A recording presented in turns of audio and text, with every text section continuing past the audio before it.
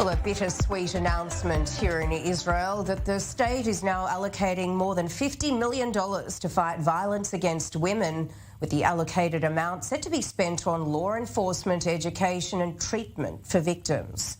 Well, Israeli ministers applauding the move, saying it's about time we move from talk to action. Well, activists here say it's long overdue, with the pandemic seeing cases of domestic violence spike in the Holy Land. מספר 3, להתקדם.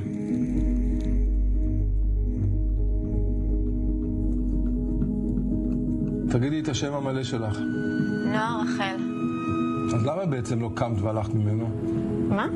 5 שנים נתת לו להרביץ לך מול הילדים? מה? אני לא מבינה, מה זה קשור? מספר 1, את יכולה להתקדם.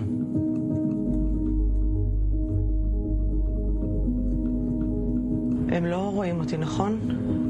זה בסדר. אף אחד לא רואה אותך. All right, let's now bring in women's activist Anita Friedman. Anita, good evening. Thanks so much for joining us. Look, we just saw that video there. Break down the flaws of the current system for us. Okay, so first of all, in 2017, we already got allocated money to fight this plight of violence in the family. And as you all know, this is a societal issue. It's not a women's issue or a specific family's issue. Only part of the money has been used, and now I'm very happy to hear that the new government has put in a spotlight in this issue and this problem. What you just saw is something that we have put the spotlight this year on, which are the women that are abandoned to their fate. What do I mean? After they already gone through the shelter and through different types of therapy, the government just doesn't continue supporting them. And a lot of them go back to their abusive spouses because of that. And we have spoken and sent letters and lobbied different offices in the government. What we've been calling for many, many years is for an interdepartmental office to take care of this issue. What do I mean by this? You know, the women come to the police are not trained to deal with these type of issues. Women come in front of judges are not trained to deal with these issues, so on and so forth. So they fall between the chairs or they get abused for a second time.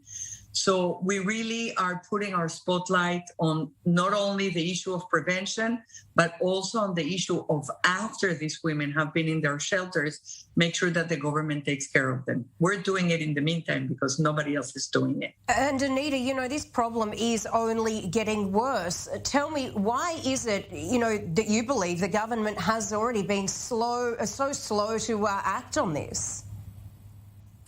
I think it hasn't been a priority for anybody in the government up until now. It's the first time we hear that they're trying to finally create the interdepartmental office. Another thing, I think that the coronavirus put a spotlight on this issue.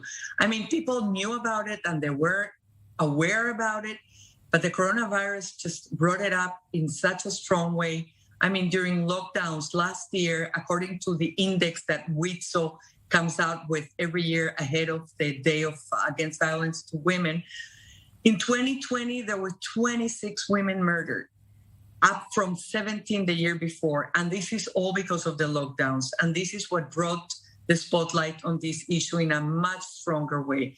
Just people cannot avoid it, and people are seeing it all around themselves. This year, we're already at 21 women, unfortunately. So it's not only about taking care of the women, it's also about prevention. And this is a holistic issue. I mean, we need to start with education, and we don't put that money in this type of projects and programs, we're not going to get rid of this pandemic. It's really a worse pandemic than Corona. We have to make sure that we take care of it. You're totally right about that, Anita. Tell me, you have an organisation which does help women, or help any victims, rather, of domestic violence. Tell me, how do you support these people? So we have different programs, as I said. First of all, we have 2 shelters for abused women, and we have centers for prevention of violence in the family, where families come to us before violence erupts. We also have something very unique We have a hotline for abusive men or violent men or men on the verge of violence, which is staffed by trained volunteers, all men.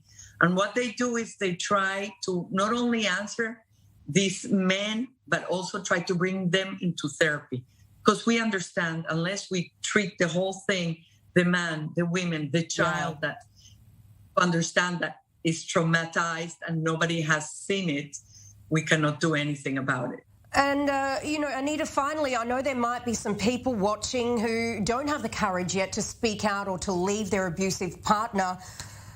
What would your advice to anyone facing any kind of shocking domestic situation, what is your advice to these people? Well, it's very difficult because these women usually are isolated. They don't have access. They don't have control. They don't have access to telephones or anything like that. But if they can get onto the phone, they should call 118, which is the welfare line for help.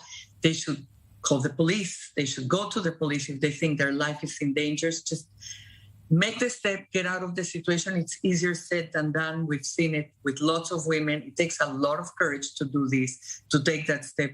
But that's what's going to save yours and your children's life.